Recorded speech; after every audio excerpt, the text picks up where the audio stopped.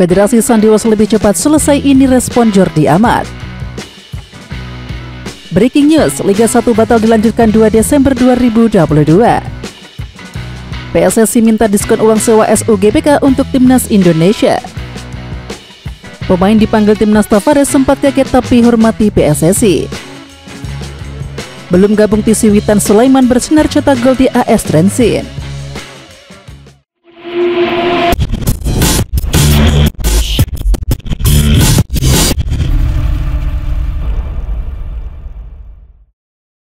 Akhirnya kabar baik datang dari pemain naturalisasi Sandiwals, yakni FIFA telah resmi menerima perpindahan federasi. Pemain asal Belanda itu lebih dulu telah diterima perpindahan federasinya dibanding dengan Jordi Amat. Badan Sepak Bola Dunia sudah mengirim surat kepada PSSI pada Selasa 29 November 2022. Ini tentu saja menjadi kabar baik bagi Timnas Indonesia bakal tampil di Piala AFF 2022. Dengan resminya perpindahan federasi, Sandiwals memiliki peluang besar bergabung dengan skuad Garuda tampil di Piala AFF 2022. Pemain naturalisasi Sandiwals akhirnya bisa membela Timnas Indonesia. Hal itu karena FIFA telah resmi menerima perpindahan federasinya. Sandiwals pun bereaksi sumringah ketika mengetahui kabar tersebut. Via Instagram Stories pada Rabu 30 November 2022, Sandiwals membagikan unggahan PSSI. Lantas pemain berusia 27 tahun ini mengucapkan selamat pagi tanda mengawali hari yang baik karena perpindahan federasinya sudah rampung. Bahkan, ia juga membubuhkan emoji bendera Indonesia serta burung Garuda. Meskipun lebih lama menunggu perpindahan federasinya, Jordi Amat ikut senang ketika Sandiwals sudah resmi bisa membela Timnas Indonesia. Jordi Amat mengomentari resmi perpindahan federasi Sandiwals. Hal itu diketahui di unggahan akun Instagram PSSI yang men-share kabar terkait Sandiwals. Jordi Amat ikut merespon kabar tersebut. Pemain yang berkarir di Johor Darul Takzim ini memberikan emoji tepuk tangan serta tanda api. Artinya, baik berusia 30 tahun itu turut sumringah. Pemain naturalisasi Sandiwals diharapkan menambah kekuatan Timnas Indonesia setelah proses pindah dari Federasi Sepak Bola Belanda atau KNVB ke PSSI disetujui oleh FIFA. Ketua Umum PSSI Muhammad Iriawan menyambut positif alih Federasi Sandiwals. Ia berharap penggawa klub Belgia Kevin Mechelen itu bisa membela Timnas Indonesia di Piala AFF 2022 dan Piala Asia 2023. Alhamdulillah, dengan ini Sandiwals sudah bisa melakoni pertandingan bersama Timnas Indonesia. Kami berharap dia dapat menambah kekuatan Timnas Indonesia di ajang Piala AFF 2022 dan Piala Asia mendatang, kata Iriawan dikutip dari laman PSSI. Elkan Bagot tak pernah diturunkan lagi oleh pelatih Gillingham FC Neil Harris dalam 2 match terakhir. Ia hanya duduk di bangku cadangan saja. Neil Harris mengaku Bagot perlu istirahat karena mengalami kelelahan. Pasalnya, Gillingham FC memiliki jadwal padat di akhir tahun ini. Saya pikir Elkan Bagot mungkin perlu sedikit penyegaran. Saya menambahkannya untuk tujuan itu, bukan karena dia bermain buruk. Dia merupakan salah satu pemain terbaik kami, tambahnya. Asisten Operasi Kapolri Irjen Pol Agung Setio Effendi mengatakan Polri sedang memproses izin penyelenggaraan Liga 1 Indonesia musim 2022-2023. Pelaksanaan Liga akan menerapkan format terpusat atau gelembung. Tim teknis dari Polri, kata Irjen Agung, akan melakukan penilaian resiko dengan meninjau stadion-stadion yang akan digunakan dalam Liga 1 Indonesia. Ia menambahkan bahwa rapat koordinasi akan dilanjutkan pada Jumat 2 Desember 2022 mendatang. Direktur Utama PT LIB Ferry Paulus memastikan Liga 1 2022-2023 batal dilanjutkan pada 2 Desember mendatang. Kompetisi baru bisa kembali dilanjutkan setelah semua stadion yang digunakan untuk pelaksanaan format terpusat atau gelembung tuntas diverifikasi. Jadi kami belum bisa bicara tanggal kick-off, seperti tanggal 2 atau 3 atau 4 dan seterusnya, karena memang ada tahapan verifikasi yang mesti dilalui, ujar Ferry usai mengikuti rapat koordinasi. Ferry Paulus tetap optimis bahwa putaran pertama Liga 1 2022-2023 bisa berakhir pada Desember 2022, meskipun belum ada kepastian soal jadwal kelanjutan kompetisi tersebut. Masih sangat dimungkinkan, tinggal tanggalnya belum bisa diputuskan, ujar Ferry setelah mengikuti rapat koordinasi Liga 1 Indonesia di Mabes Polri Jakarta Selasa. Ferry yakin harapan LIB tersebut bisa terwujud, lantaran pihak-pihak terkait seperti di luar LIB PSSI, seperti Polri, Kemenpora dan kementerian lain juga memiliki keinginan serupa. Lanjutan Liga 1 2022-2023 dipastikan tanpa penonton hingga putaran pertama selesai. Lalu akankah nasib Timnas Indonesia yang akan bermain kandang di Piala AFF 2022 serupa? Ya, Yunus menjelaskan pihaknya menunggu arahan dari kepolisian. PSSI menunggu izin persiapan timnas Indonesia hingga penyelenggaraan sebagai tuan rumah terus digodok. Tapi saya belum bisa memberikan jawaban soal laga dengan supporter. Soal berapa persennya kemungkinan itu, sambung mantan anggota Komite Eksekutif atau EXO PSSI tersebut. Sesi latihan pertama timnas Malaysia hanya dihadiri 17 pemain dari 30 nama. Pelatih timnas Malaysia Kim Pang-gun pun memberikan tanggapannya. Saya di Malaysia, jadi saya harus menerima situasi ini dan akan berusaha sebaik mungkin, ujar pelatih asal Korea Selatan tersebut. Sebelumnya 11 pemain JDT dan juga Nur Azam Asih dari Sri Pahang tidak bisa mengikuti TC karena masalah pribadi, komitmen keluarga atau masalah cedera. PSSI mengajukan SUGBK Senayan Jakarta sebagai kandang timnas Indonesia untuk Piala AFF 2022.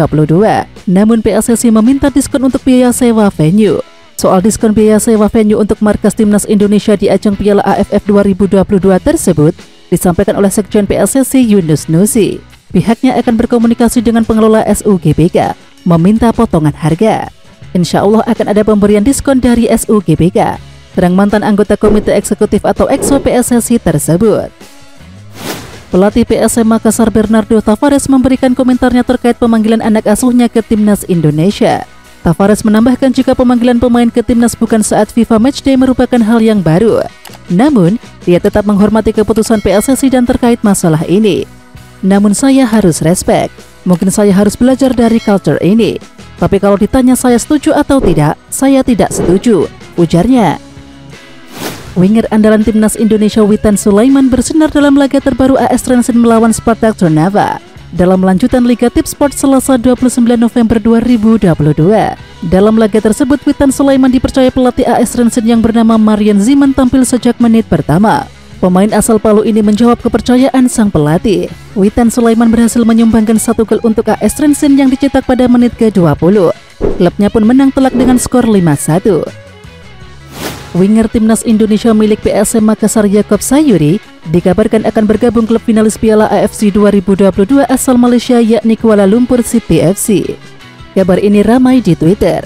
Salah satunya dicuitkan oleh akun @indotransfer pada Selasa 29 November 2022. Bahkan Yaakob Sayuri rumornya sudah didaftarkan untuk musim 2023.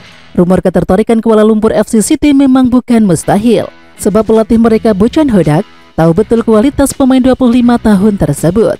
Ini dikarenakan Bojan Hodak pernah melatih PSM Makassar. Asosiasi Sepak Bola Rusia serius untuk bergabung dengan AFC.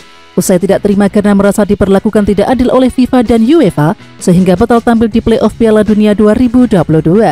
Pada Maret 2022 lalu, media Rusia hanya mengabarkan bahwa pengurus RFU mempertimbangkan untuk bergabung dengan AFC untuk kebaikan masa depan sepak bola mereka. Jika bergabung dengan AFC, maka Rusia akan menjadi lawan berat timnas Indonesia di kawasan Asia. Timnas Indonesia kemungkinan bakal semakin sulit untuk menembus putaran final Piala Dunia 2022. Hal itu terjadi usai Presiden Asosiasi Sepak Bola Rusia Alexander Yukov menyatakan minatnya untuk bergabung dengan Konfederasi Sepak Bola Asia. Baru beberapa bulan yang lalu saya menyatakan bahwa Asia terlalu dini, kata Alexander Yukov dilansir dari RIA. Tapi sekarang ini adalah kesempatan yang harus kita pertimbangkan. Wakil Presiden Federasi Sepak Bola Vietnam Tran Anh Tu meminta pemain timnas Vietnam bekerja lebih keras demi gelar juara Piala AFF 2022. Hal ini sekaligus menjadi kado perpisahan bagi Park Hang-seo dari timnas Vietnam. VFF dan para penggemar berharap tim dapat meraih hasil terbaik di turnamen ini sebagai penghargaan atas dedikasi pelatih Park Hang-seo dalam perjalanan 5 tahun bersama sepak bola Vietnam, kata Tran Anh Tu. Klub Liga 1 Indonesia Persija Jakarta menggaungkan hasrat menembus level Asia. Hasrat itu digaungkan pada perayaan hari ulang tahun ke-94 tim berjuluk Macan Kemayoran tersebut, yakni Senin 28 November 2022. Semoga dapat terus berprestasi, tak hanya di dalam negeri tapi level Asia sesuai tagline kami, to the next level, ujar Presiden Persija Muhammad Prapanca. Diunggah di laman Persija Senin 28 November 2022. Perayaan ulang tahun ke-94 Persija dilakukan di Jakarta International Stadium atau JIS yang dihadiri oleh pihak manajemen, pemain, pelatih, legenda dan The Jakmania. Persija ingin bermarkas di Stadion Utama Gelora Bung Karno atau SUGBK pada putaran kedua Liga 1 Indonesia 2022-2023. Menurut Prapanca, Macan Kemayoran berambisi menggunakan SUGBK karena catatan sejarah Persija di stadion legendaris yang berdiri sejak tahun 1962 itu. Gelar juara Liga 1 Indonesia 2018 milik Persija yang menjadi trofi ke-11 mereka diraih ketika Persija berkandang di stadion tersebut. Piala AFF 2022 menggelar voting gol terbaik sepanjang masa dalam turnamen tersebut. Sistem pemilihannya adalah netizen diminta untuk memilih dari 16 gol yang tercipta dari Piala AFF. Dari 16 nominasi tersebut, Timnas Indonesia menyumbangkan 2 gol. Gol pertama dari Timnas Indonesia adalah saat Christian Gonzalez mencetak gol pada Piala AFF 2010. Perwakilan kedua dari Timnas Indonesia adalah gol milik Pratama Arhan. Gol ini terjadi saat Timnas Indonesia melawan Malaysia pada babak penyisihan grup di Piala AFF 2020. Oke Timnas Lovers, siapa kita? Kita Indonesia. Ayo kita dukung terus sepak bola tanah air Indonesia. Jangan lupa dukung terus Garuda Raya Channel dengan subscribe, like, dan komen karena saran dan kritik kalian sangat bermanfaat untuk perkembangan channel ini. Tungguin video selanjutnya dari Garuda Raya Channel. Salam olahraga.